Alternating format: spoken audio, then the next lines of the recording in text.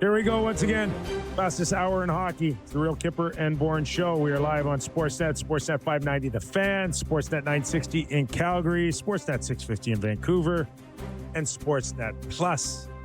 Jake the Snake Schultz, Austin Mackey, Nick Kiprios, Justin Bourne, Sammy McKee. As always, this hour of Real Kipper and Bourne brought to you by Bet365.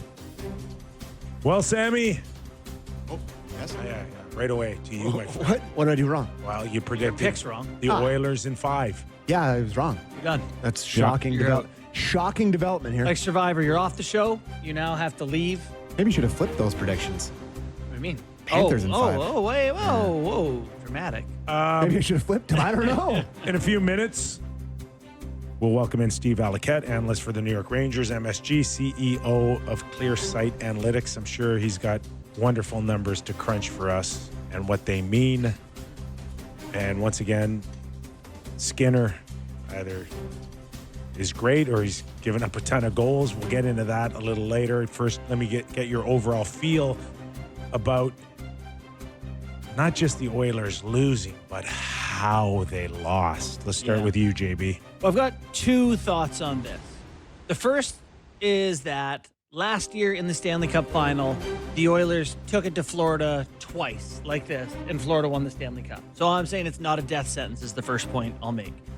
The second point is this Florida team, the way that we're all holding Connor McDavid in high regard and saying enjoy watching his prime.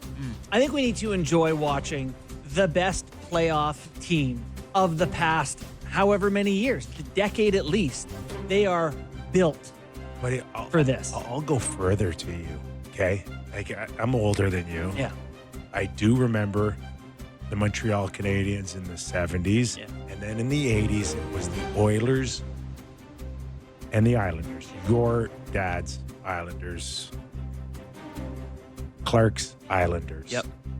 I'm not saying that I'm ready to compare this Florida team up against those, but I'd put them up with any other team that has won a Stanley Cup outside of the 3 I just mentioned. Wow. Okay? Hawks? Yes. Yes, Hawks. Yes, Pittsburgh. My Rangers in 94. Montreal.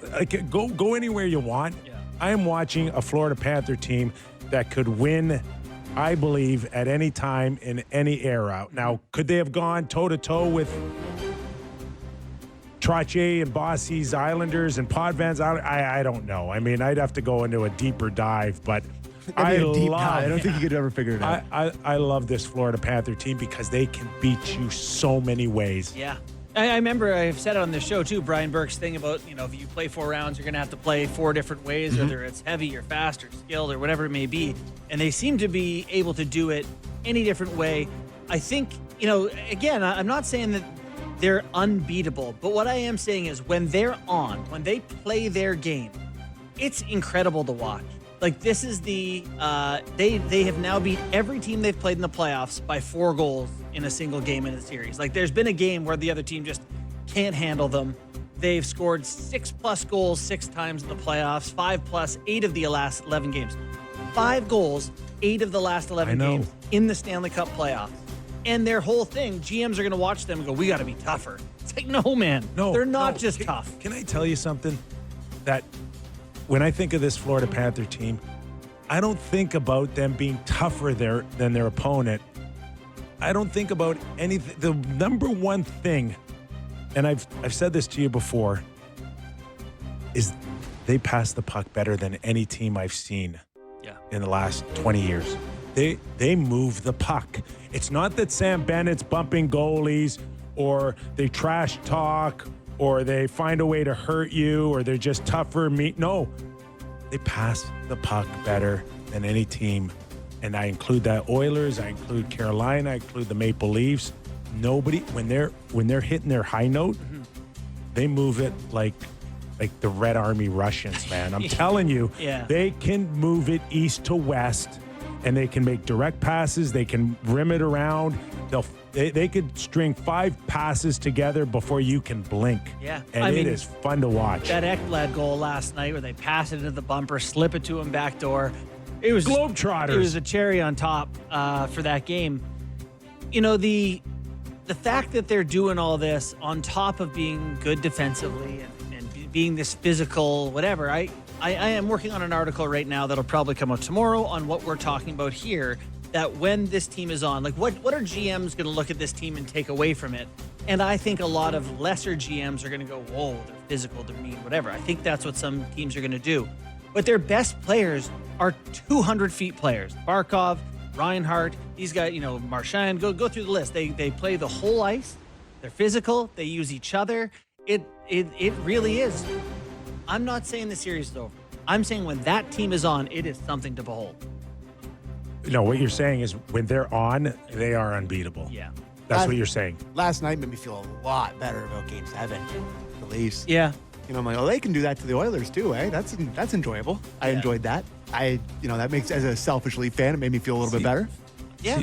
Just to add to your point is that what teams really need to understand when they watch Florida is that, and just to add to your point, that they could start with Barkov and they can work their way down to the fourth line.